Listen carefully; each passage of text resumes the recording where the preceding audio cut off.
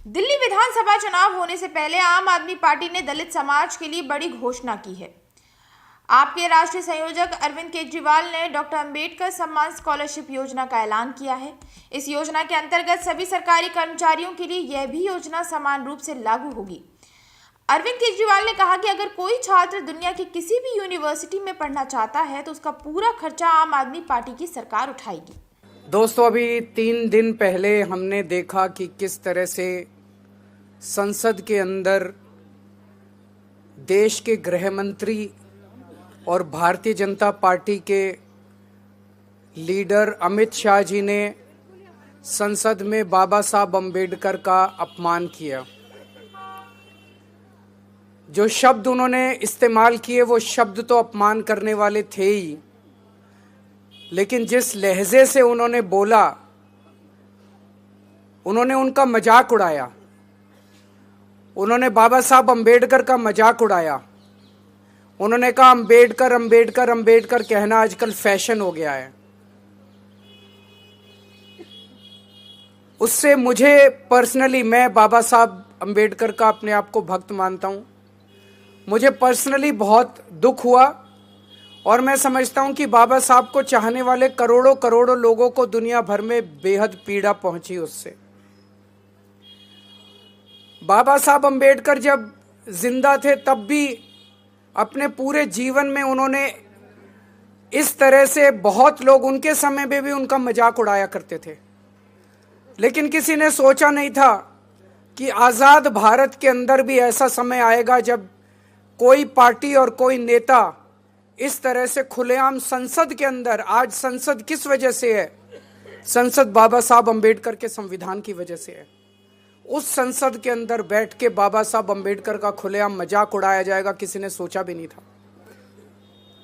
एक तरफ हम उसकी कड़ी निंदा करते हैं, भारतीय जनता पार्टी की कड़ी निंदा करते हैं, उनके नेताओं की कड़ी निंदा करते हैं जिन्होंने खुलेआम इस तरह से बाबा साहब अम्बेडकर का मजाक उड़ाया, लेकिन उसके जवाब में आज मैं बाबा साहब अम्बेडकर के सम्मान में एक बहुत बड़ी घोषणा करने जा रहा हूं।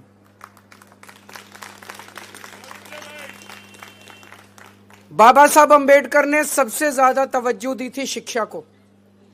उन्होंने कहा था कि अगर हमारे समाज को आगे बढ़ना है तो एक ही चीज है जो हमारे समाज को एक पीढ़ी के अंदर सबको बराबर खड़ा कर सकती है, और वो है शिक्षा। उन्होंने अपनी जिंदगी में शिक्षा पाने के लिए जितने संघर्ष किए उसकी हम कल्पना भी नहीं कर सकते। उनके जमाने में हम जानते हैं बहुत ज्यादा छुआछूत थी। वो जब स्कूल जाते थे तो अपने साथ टाट पट्टी लेके जाते थे। क्लास के बाहर उनको बिठा दिया जाता था, वो टाट पट्टी पे बैठते थे और उनको कहा जाता था अंदर जो टीचर बोल रहा है उसकी आवाज आ रही होगी, उस आवाज को सुन के तुम पढ़ लेना। ऐसी परिस्थिति में पढ़ के वो बंबई में उन्होंने ग्रेजुएशन प्राप्त की और उसके बाद वो कोलंबिया यूनिवर्सिटी से पीएचडी प्राप्त की उन्होंने।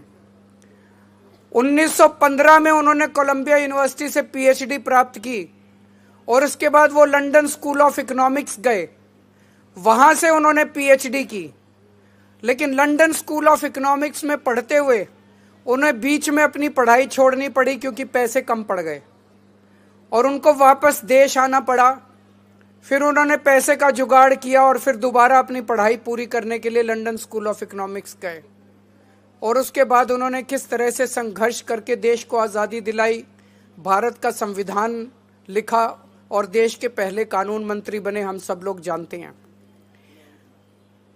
आज मैं चाहता हूं कि कोई भी दलित समाज का बच्चा पैसे की कमी की वजह से उच्च शिक्षा प्राप्त करने में वंचित ना रह जाए। इसलिए आज मैं डॉक्टर अंबेडकर स्कॉलरशिप का ऐलान करता हूं कि दलित समाज का कोई भी बच्चा अगर दुनिया की किसी भी टॉप की यूनिवर्सिटी में पढ़ना चाहेगा तो वो बच्चा उस यूनिवर्सिटी में एडमिशन ले ले। बस एडमिशन लेने के बाद उसका सारा पढ़ाई का खर्चा, आने जाने का खर्चा, सारा खर्चा दिल्ली सरकार वहन करेगी। जिस तरह से बाबा साहब अम्बेडकर ने विदेशों में पढ़ाई करके एक नहीं दो डबल पीएचडी करी, 2 डॉक्टरेट हासिल की, और उन यूनिवर्सिटी से की, कोलंबिया यूनिवर्सिटी और लंदन स्कूल ऑफ इकोनॉमिक्स, जिसमें आज की डेट में भी एडमिशन लेना भी बड़ा मुश्किल है और उनको पैसे की किल्लत हुई। लेकिन आज हम आज़ाद भारत में सांस ले रहे हैं। आज़ाद भारत में किसी बच्चे को फॉरेन यूनिवर्सिटी में पढ़ने की दिक्कत नहीं होनी चाहिए। इसलिए आज मैं पूरे दलित समाज के लिए ये घोषणा कर रहा हूँ डॉक्टर अंबेडकर स्कॉलरशिप की, कि किसी भी बच्चे को विदेश में आप बाबा साहब अंबेडकर के बताए हुए पदचिन्हों पे चलिए, उनके बताए हुए उनके जीवन में उन्होंने जो कुछ हासिल किया वो हासिल करने की कोशिश कीजिए, आपका साथ हम देंगे। कुछ लोगों का प्रश्न था कि सरकारी कर्मचारी, जो दलित समाज के लोग सरकार में हैं, क्या सरकारी अफसरों के ऊपर भी ये योजना लागू होगी? जी हाँ, लागू होगी, क्योंकि मैं नहीं समझता कि कोई सरकारी कर्मचारी भी जो ईमानदारी से काम करते हैं वो भी अपने बच्चों को विदेशों में बिना स्कॉलरशिप के पढ़ाने की हैसियत रखते हैं, उन पे भी ये योजना लागू होगी। तो उन्होंने जो भारतीय जनता पार्टी ने और अमित शाह जी ने उनका मजाक उड़ाया, उसका जवाब आज हम इस योजना से पूरे दलित समाज के लिए दे रहे हैं।